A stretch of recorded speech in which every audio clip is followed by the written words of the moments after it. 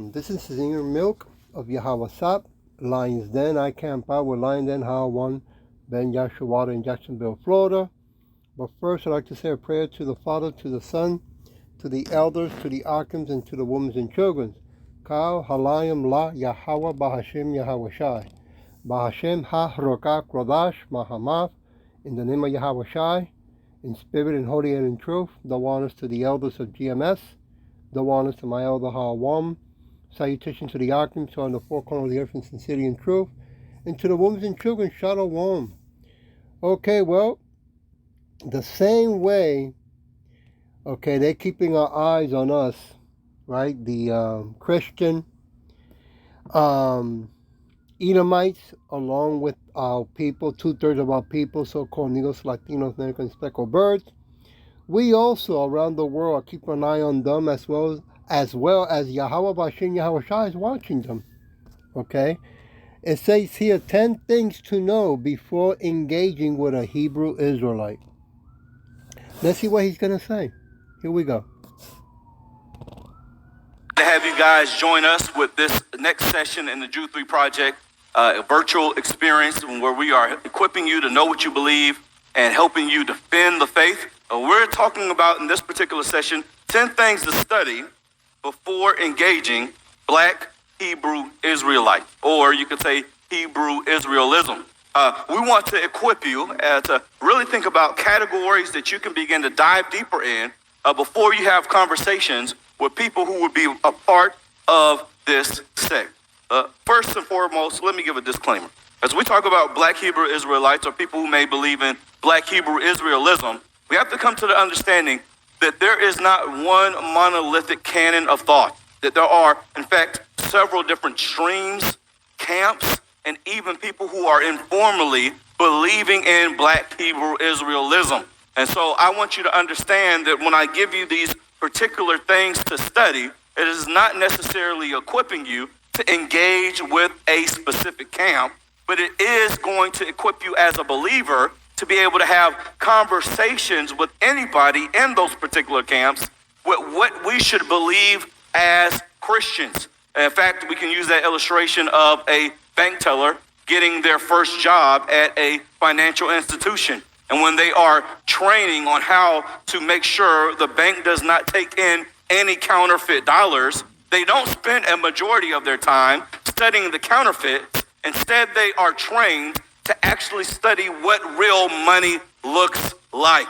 Friends, that's really the thrust of this particular lecture, is that you would know where the Christian faith stands on these particular issues, or at least think about how you can engage these issues with a Christian worldview or mindset. As we've already said, 1 Peter 3:15 is going to tell us that we need to be ready. Don't get ready, right? We have to be ready. Be ready to defend the faith. And we have to prepare ourselves so that we at least know what we believe. You cannot defend what you don't know. So we want to talk about these things as we engage our brothers and sisters of the same race or same community who are ensnared in the Black Hebrew Israelite cult. Number one, do you know how and why Christ fulfilled the law? And as I talk about these particular things, I want you to kind of run a survey of your knowledge and of your heart to think about whether or not these are things that you need to know. Okay, I'm going to stop there. He's going to mention some books. I guess you can go into his YouTube and see what these books are. Just to give you an idea, I just play only a little bit. But they're getting ready for the simple reason that the elites are terrified that, the Hebrew Israelites, that this man likes to call us Black Hebrew, and we're not black, we're different shades of color, okay? But, he's confused, indoctrinated, and brainwashed, right, and brain farted, that he cannot come and speak the truth, because pretty sure he's in a 501c3 incorporated church, right? He has to do what that contract he signed so he can make that money, okay? But since he brought the word Christ, before I go into the lesson, the title of the lesson is called No Hope for the Wicked. But since I like to bring the word Christ or that Jesus, right? Blue eyes, long blonde hair, and those high heels that he likes to wear. Well, check this out. How come none of you are wearing long hair? Since you believe so much in that Jesus, right? He had long hair. Don't you think you should have long hair since you worship him so much, right? I want to go to Proverbs chapter 29, verse 2. When the righteous are in authority, the people rejoice. But when the wicked bears rule, the people moan, right? So, who are in charge? Who's in authority of this wicked world? The Edomites, the ones that like to call themselves white, right? I mean, how come you don't bring up the book about, what they call, give me a minute. Black Wall Street, right? What they did at that time in Oklahoma. Come on, man. Let me go to Proverbs chapter 28, verse 12. Give me a minute. When righteous men do rejoice, there's a great glory, but when the wicked rise, a man is hidden. So ain't the elite hidden? And don't our people to this day, we got to be watching our back when we're walking in the streets, right?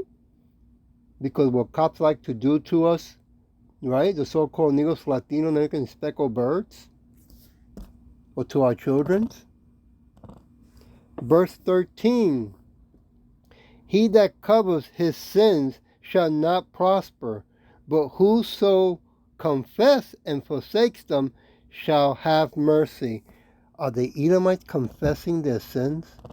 I mean, how come you're not talking about what Elon Musk is going to be doing in 2023 with the neural device that he's going to implant on people's head? Or how about the MOTB that they want to mandate to put on everyone around the world? Or how about the cashless society, the invisible money that they're going to force on everyone? Okay, let's move on. Let's go to Song, chapter 32.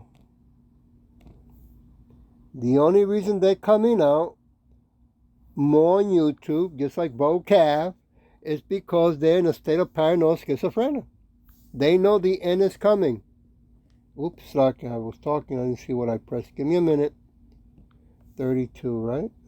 Chapter 32, verse 3.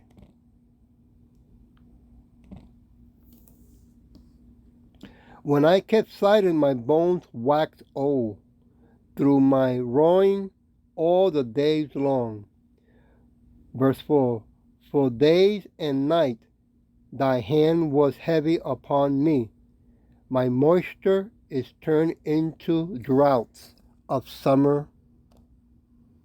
Give me a minute. Verse 5. I acknowledge my sin unto thee, and my iniquity have I not hid. I say I will confess my transgressions unto Yahweh, and though forgiveness the iniquity of my sins. Well, you're not doing that. You want to defend the Christianism, right? Of the so-called white people when they're in the Bible, they're called Edomites. See how crazy 2/3 of our people are? These are the people that were in the past, and these are the same people who are in the present. Okay? Reincarnation. I want to go to Proverbs chapter 11, verse 7. I mean, he wants to save them, protect them, and die for them. Okay. When Yahushua comes back, he'll take care of that. Verse 7. when a wicked man dies, his expectation shall perish, and the hope of unjust men perish. Yeah. Who's going to care when the time of the Edomites are going to be taken out when Yahweh Bashem comes back? Right? When Yahweh Shai comes back in those so-called UFOs, in the Bible they're called chariots, when he comes back with those massive, massive angels, right? All those chariots. Who do you think they're going to remove? 2/3 of our people and the Edomites, right? This wicked kingdom called America. Proverbs chapter 10, verse 28. Okay. The hope of the righteous shall be gladnesses. Give me a minute here. But the expectation of the wicked shall perish. I mean, they have done too many wicked things. Okay, they have to be punished. Come on. Look what they have done to the water, to the air, to the food, to the land, to the clothes, to the money, to our people.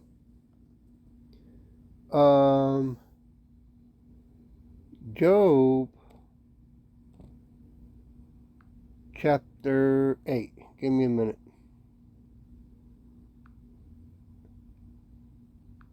Verse 13.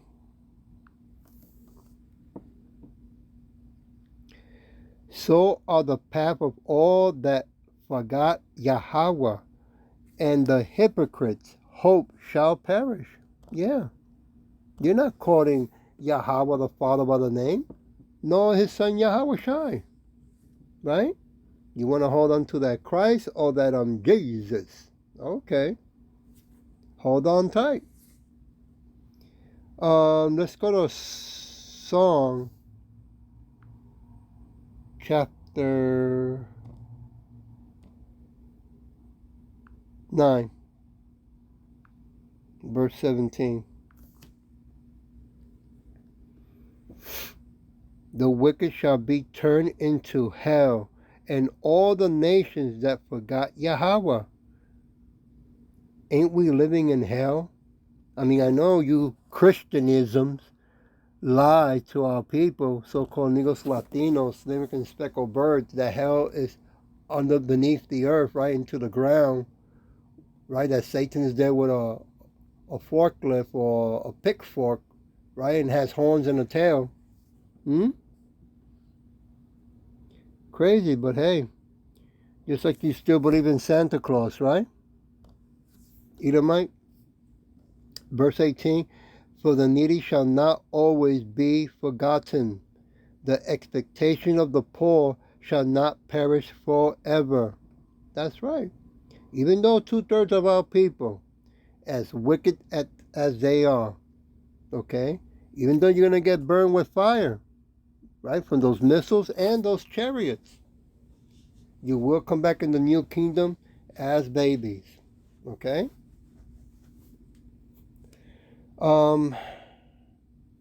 Give me a minute. I want to go to Psalm chapter 112. Verse 10.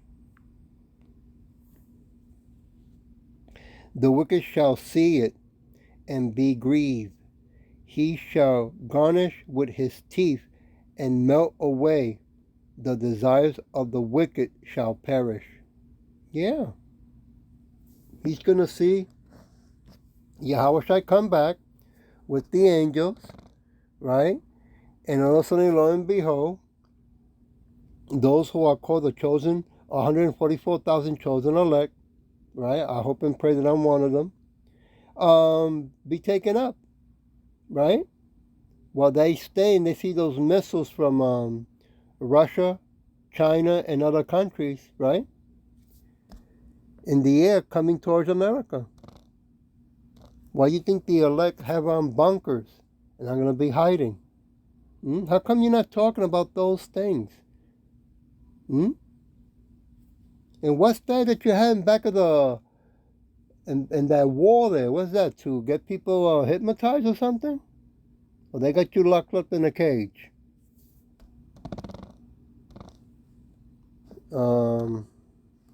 Moving along. Going to Job chapter 11, verse 20. But the eyes of the wicked shall fail, and they shall not escape, and their hope shall be as the giving up of the ghost of the spirit. Yeah. No matter where you hide, no matter how many of our people want to keep defending you and lying for you, okay, and keep calling us black Hebrew Israelites, that's not going to stop what Yahweh Shem Yahshua is going to do to 2/3 of our people and to the Edomites, the ones that are in power today. Okay? I'm going to go to Job chapter 27, verse 7 and 8. Let my enemies be as the wicked, and he that rise up against me as the unrighteous. Verse 8. For what is the hope of a hypocrite, though he has gained, when Yahweh takes away his soul? Yeah, haven't you gained from this world that fake Federal Reserve note paper money, and now soon to become digital, invisible money? Hasn't the Edomite gang around the world stolen, raped, murdered, plundered? And you want us to all join hand in hand? You know that's impossible. The wicked Edomite is a snake. Always has been, always will be. And if the Edomites are not the wicked, who are they? How come you're not talking about then who's the wicked? Who's in power today? I'm going to leave it with Song chapter 29.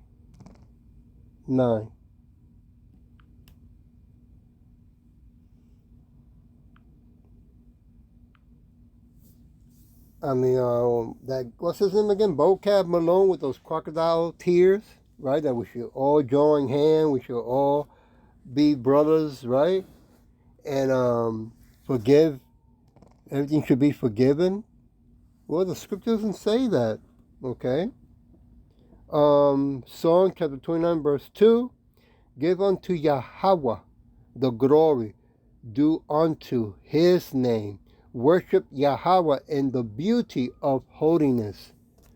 You're not doing that. Okay? That Jesus ain't going to save nobody. He's going to be going to slavery also. Okay? I don't know if you know that. That's Caesar Borgia, the son of the Pope. Right? You can Google the documentary in YouTube unless they already took it out. Okay? So he's a rapist or murderer, right?